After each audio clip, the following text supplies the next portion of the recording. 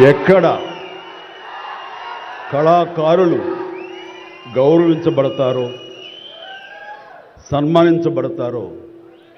ఆ రాజ్యం సుభిక్షంగా ఉంటుంది, చల్లగా ఉంటుంది అన్నది మన పెద్దలు చెప్పిన మాట. ఈ రోజున ఈ పౌర సన్మాన సభ చూస్తుంటే, ఇంతమంది వేల మంది తరలి వచ్చేటువంటి సభ చూస్తుంటే, ఇంత పద్మ పురస్కారాలతో ఇంతమంది కళాకారులకు గొప్ప వ్యక్తులకు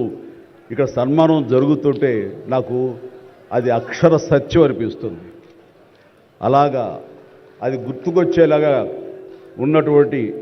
ఈనాటి ఈ సభ తెలంగాణ రాష్ట్ర ప్రభుత్వం పద్మ అవార్డు గ్రహీతలకు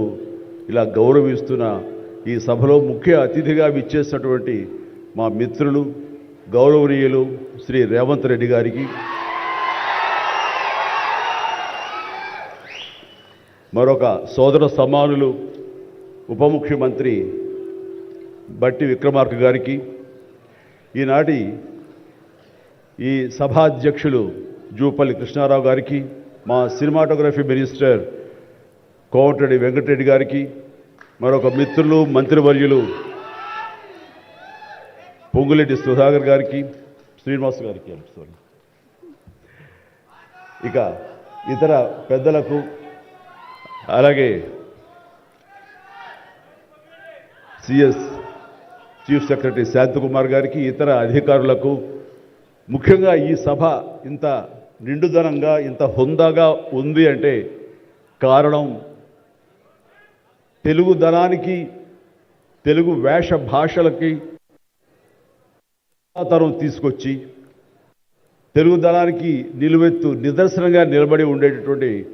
గొప్పవారు, మేము ఆరాధించేవాళ్ళు మన మాజీ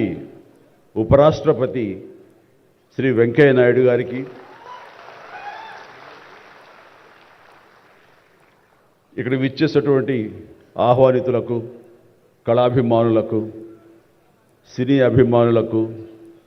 నా అభిమానులకు అందరికీ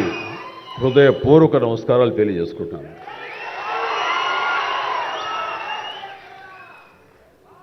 నాకు నిజంగా మా ఇంట్లో అడిగారు, పద్మ విభూషణ్ అవార్డు అనౌన్స్ చేయగానే చాలా ఆనందంగా, ఎంత ఆనందపడుతున్నారు ఏంటంటే, నిజంగా పద్మభూషణ్ అవార్డు వచ్చినప్పుడు నాకు ఉన్న ఆనందం అంతా ఇంత కాదు. కానీ ఇన్నేళ్ల తర్వాత ఇప్పుడు ఈ పద్మ విభూషణ్ అవార్డు